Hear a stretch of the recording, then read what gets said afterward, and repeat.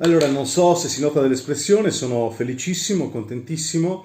Ieri ho ascoltato il nostro presidente Conte che assieme anche a Dario Franceschini, il ministro del turismo, ha finalmente sollevato il coperchio dai problemi che abbiamo e hanno risolto tutti quanti i problemi. Infatti Franceschini era in conferenza stampa e ha detto, no scusa, Franceschini no, Franceschini non era in conferenza stampa perché c'era la bella nuova che doveva trovare un attimo le soluzioni ai problemi degli invisibili, giusto, corretto, non so se questo era il modo migliore, ma Franceschini invece che doveva controllare e guardare i problemi del turismo non c'era.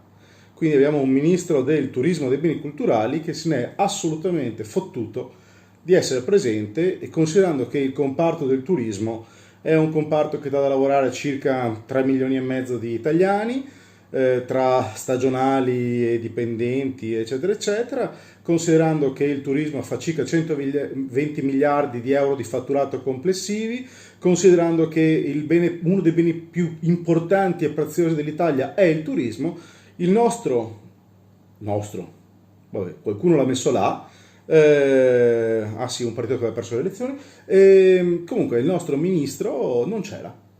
Hanno dato risalto agli invisibili, mentre gli invisibili, che siamo noi del turismo, sono rimasti a carte 48.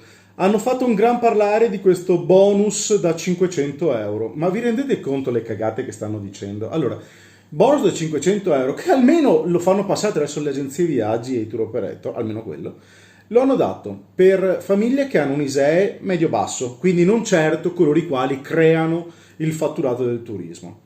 Non abbiamo ancora ben capito come dovremmo esattamente formare e operare questo tipo di bonus. Dobbiamo richiederlo noi, devono chiedere, ma questo arriverà sicuramente nei prossimi giorni. Ma la cosa importante è che non è un bonus di cash, di sconto per il cliente per incentivarlo, o meglio, per il cliente sì, ma le agenzie viaggi devono anticiparli quei soldi, perché diventano un credito d'imposta. Sapete qual è il credito d'imposta che farà il mondo del turismo la prossima volta che ci sono da pagare delle tasse? È questo, e vi dice: soldi non ce ne sono, o viviamo noi o vi paghiamo le tasse. Quindi tasse non se ne devono più pagare, perché questo governo sta pensando soltanto ai cazzi suoi, sta pensando alle sue politiche e non sta pensando alla territorialità, non sta pensando alle aziende produttive. Fate schifo!